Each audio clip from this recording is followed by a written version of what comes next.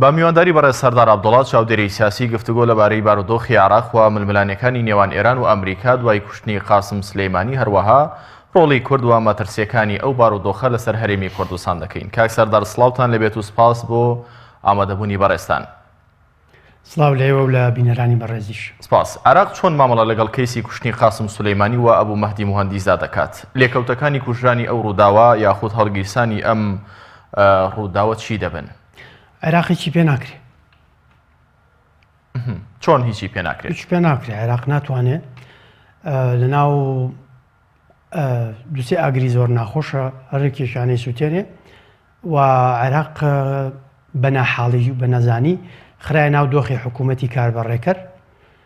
ئەو پیاوە بەر کە سەرۆکوەزیران بوو بەهاش و هوش و گوتاری شعبەوی لی تێکدرا و لە عێراقی شتێکدرا. ئەو پیاوە کەوتیان دەست لە کار بکێشەوە.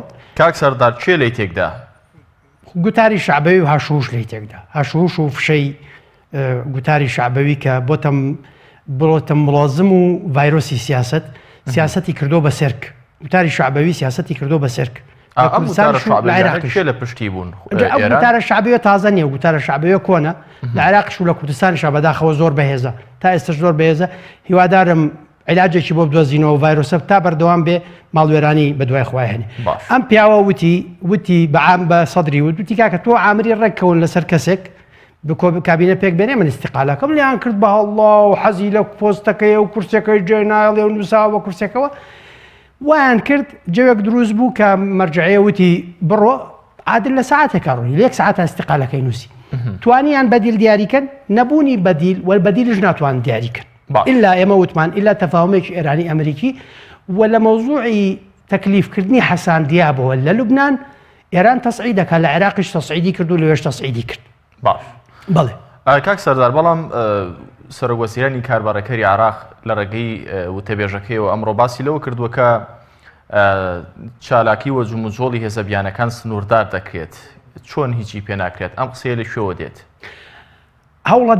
هەوڵەدەن هەندێک قسە بکەن هەندێک ئیجرعاتکەن بەڵام شتی عەمەلی کاریگەر ببێتە سیاسەتێکی ڕەسم کرا و پێکەوە حکوومەت دەوڵەت لە عێراقا بتوانێت ئیجرعاتێک وەرگێ قودرەتی نییە، نە لە بەردەم ئەمریکا و نە لە بەردەم ئێرانیش. دەبێت عەمەلی و واقعی و وازەح و سەریع بین. یعنی این نەکەین دروشم بازی نەکەین.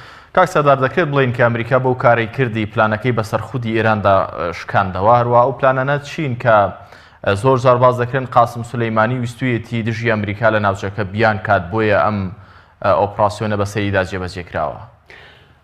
ئەگەر ئەو پلانانەشی نەبووە ئەمە هەر جێبەجێ کرد. پەیوەندی بە پلانی ئانی و ڕێگری لە پلان و ئیجرایی وقائی نییە. واتە ئەمە پلانێکی استراتیژی دوور و درێژی پێشینی ئەمریکا بۆ کە بیکوژێ؟ بە من جەنابن نە نیویۆرک تایمز دەڵێ 12 ساڵە پلانی کوشتنی قاسم سلەیمانیە. ئەمانە دەوڵەتن، ئێران ئەمریکا دەوڵەتانەی گەورە و کاریگەرانی جیهان دەوڵەتن مؤسساتی بیرکردنەوەیان هەیە، مؤسساتی دانانی پلان و ئەجندایان هەیە. بەر لە کوشتنی قاسم سلەیمانی بەر لە کەیوان ئێران کۆمەڵێک ئەجندای هەبووە چی بکە، بەر لە لێدانی قائم ئەمریکا کۆمەڵێک ئەجندای لە بەردەست بووە وەختێکدا ئەنیشن چی بکەین ئەو ئەجندایانە و ئەو سیناریۆیانە خەنە بەردەست بڕیار بەدەست ئەڵێ ئەمەیان باشە ئەگەر ئەمەیان کرد پەرچەکرداری بەرامبەر چێ بێ تەسەورەکەن چی بێ ئەو چیەکە ئەگەر ئەم پەرچەکرداری هەبوو ئێمە چۆن مامەڵەی لەگەڵەکەین. ئەم دەوڵەتە گەورانە وا تەعاملەکەن وەکو ئێمە سەرپێی مامەڵە ناکەن دانیشین کە لێمانە قەومێ دانیشین اینجا ئەویش بە تێگەیشتنی وازەح نا هەندێک جار بە دروشمبازی و هەندێک جار بە عینادی و هەندێک جار بە هەر لایەکمان لە خلافاتی سیاسی ناوخۆی خۆمان هەوڵ دەدەین بە جۆری قسەی تیا بکەین کە لایەکەی ترمانە حراجکە و عیبداریکە. باش بەڕێستان کاردانەوەکانی ئێران بۆ ئەو ڕووداوە چی دەبن؟ خۆی تۆڵەی قاسم سلەیمانی دەکاتەوە یاخود لە ڕێگەی گروپە چەکدارەکانیەوە کە هاوپەیمانی ئەوون زۆر جار دەوتێر شەڕی بە وەکالەت بۆ ئێران دەکەن؟ ئێران پەرچەکرداری لەوە خێراترە بێت کە تەوەقوع کرێ و بە تەقدیری شخصی من هەوڵەدا پەرچەکردارێک بێ ڕەمزیەتی هەبێ دەنگدانەوەی هەبێ وەک چۆن ئەمەلیەکەی ئەمریکا کوشتنی قاسم سلەیمانی هەم لە ڕووی ڕەمزیەوە زۆر گرنگە هەم لە ڕووی کاریگەری عەمەلیشەوە زۆر گرنگە. تەوەقوعەکەم ئێران هەردوو ئەگەرەکە واردە بەکاربێنێ هەم خۆشی و هەم وەکیلەکانیشی لە مەنتیقەکە و هەر لە مەنتیقەیە ئێران وەکیلی لە زۆر مەناتقی جیهان هەیە تا ئەمریکای لاتین ئەتوانێ دەست بۆ شوێنێ و پێشتریش ئەزمموی هەیە یعنی هەوڵی ئەمەی داوە. ئێران چۆن دەتوانێت دەست بۆ شوێنە کاک سەردار؟ وەسایل هەیە کارتی هەیە ئەتوانێت بەڵام چی ئەتوانێت لە ڕاستیە تاران بە منی نەوتووە پلانەکانی چێ بە منیان باش زۆر باشە بەڵام زۆر زار باس لەوە دەکرێت کە ئێران تۆق درراوە ئەمریکا هێزێکی زۆری ساڵی ڕابردووشێنە ئەمانە دەتوانێت کاریگەری هەبێت لەسەر حەجمیە و پەرچەکردارانەی کە ئێران دەیوێت دژی ئەمریکا بیان کات.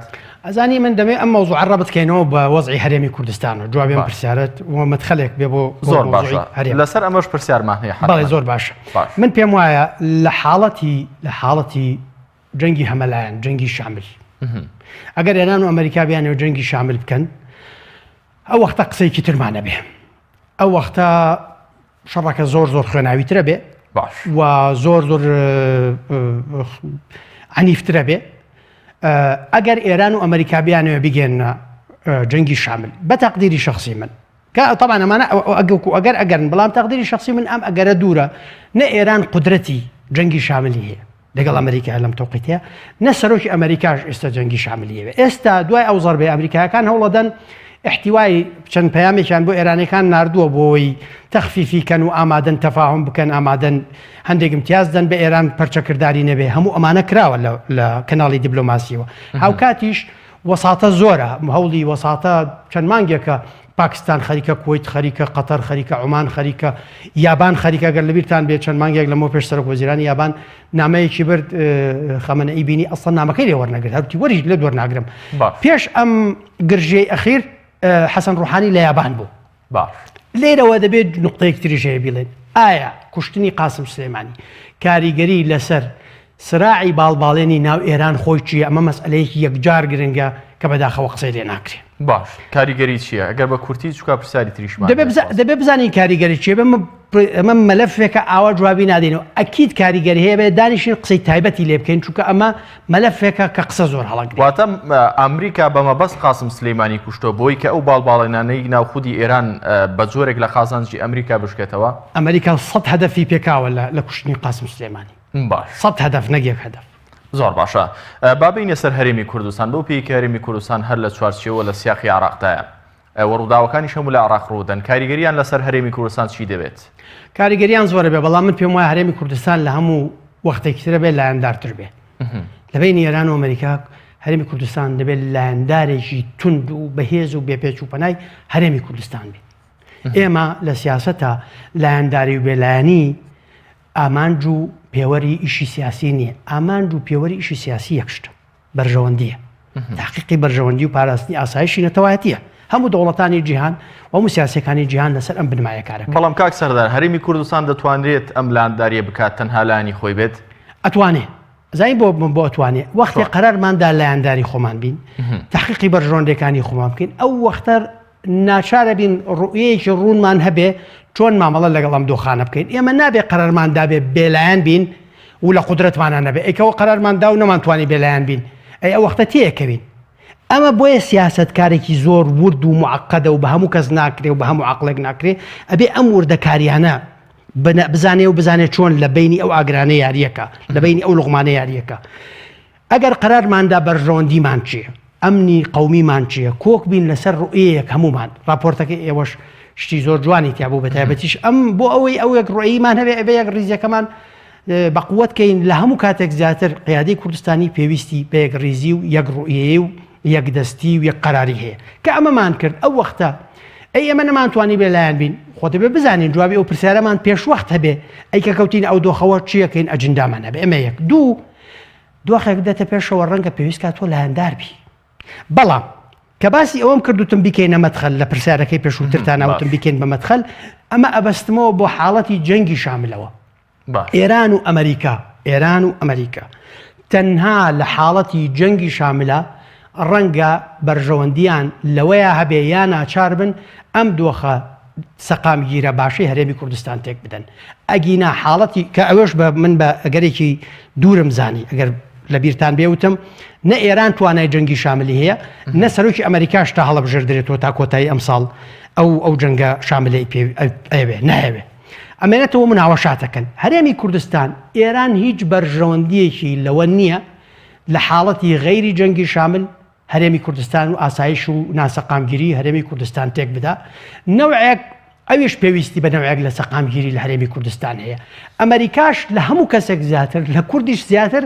پێویستی بە پاراستنی سەقامگیری و ئەم دۆخە گونجاو و باشەی هەرێمی کوردستان هەیە بە تایبەتیش هەرێمی کوردستان مەدخەلی ئەوە بۆ ڕۆژاوای کوردستان و پاراستنی هێزەکانی لە ڕۆژاوای کوردستان کە ئێستا بۆتە خەیارێکی استراتیجی بۆ ئەمریکایەکان بۆیە ئێستا هەرێمی کوردستان ئەگەر بتوانێت خۆی بتە لە عبێکی باش خاوەنی یەک ئەجندە و یەک ڕوویە و یەک قەرار بێ ئەو وەختە ئەتوانێت بەڵانسی لە مامەڵەکردنیا بەڵانس لە بینی ناکۆکانەکان ڕاگرێ و ڕەنگە بتوانێت ڕەنگە بتوانێت بێتە کەناڵێکی گونجاو بۆ پێکگەیاندن چونکە سەرکردەکانی هەرێمی کوردستان زۆریان دۆستایەتیان لەگەڵ ئەمریکایەکانیش و لەگەڵ ئێرانەکانیش هەیە یعنی ئەمە بۆ هەندێک حاڵاتی تایبەتە هەڵبەتە ئەم ئێرانیش و ئەمریکا کەناڵی تریان هەیە کەناڵی بەهێزتریشیان هەیە بەڵام هیچ ڕێگر نییە لەوە بە تایبەتیش کە هەرێم هەوڵی داوە لەو ئەخیرەیە بەڵانسی سیاست لە بینی ئێران و تورکیا و خەلیج و ئەمریکا ئەوانە بە نەوەیەک ڕاگرێت سەردانی مایک پێنس کە بایەخی نەزانرا و هجومی کرایە سەر بۆ کوردستان کە هاتە هەولێر و نەچوە بەغا هەندێک قسەی زۆر گرنگی کرد ئێمە دەبێت بە نەزەری اعتیبار وەرەگرین مایک پێنس وتی کە لێرەوە باسی ئێرە و ڕۆژئاوای کوردستانی پێکەوە کرد باش ئەگەر ئێمە بزانین مامەڵە لەگەڵا بکەین ئێوە لە راپۆرتەکەتان ناباسی ئاگرتان کرد ئاگر نزیکی بی یا نزیکت بێ ئەگەری هەیە بتسووتێنێ بەڵام دیوەکەی ترێوەیە ئاگەر ئەتوانێت گەرمت کاتەوە ئەگەر بە حینکەیەکی سیاسی ورد سەرکردەی زیرەک و بەدیقەت و خاوەن عەقڵێتی گەورە و ڕوئیای دوور ئەتوانێت خۆی لە پشتی ئاگرەکە و سووتان بپارێزێەوە ئەتوانێت کۆتابسەرم بۆ بەڕێستان کاک سەردا سەرکرداتی سیاسی کورد لەم دۆخەدا ئەو حەکیمایەتیەوە ئەم وردیە ئەم دیقەتە هەیەی لەسەر بار و دۆخەکە وەڵام دوعاپمە بێ دوعا بکەین کایان بێ بەڵێ زۆر سپاس بۆ بەڕێز سەردار عەبدوڵڵا سپاس بۆ ئێوە سپاس بۆ ئامادەبوونی بەڕێستان لە سۆدەکانمان لە شاری سلێمانی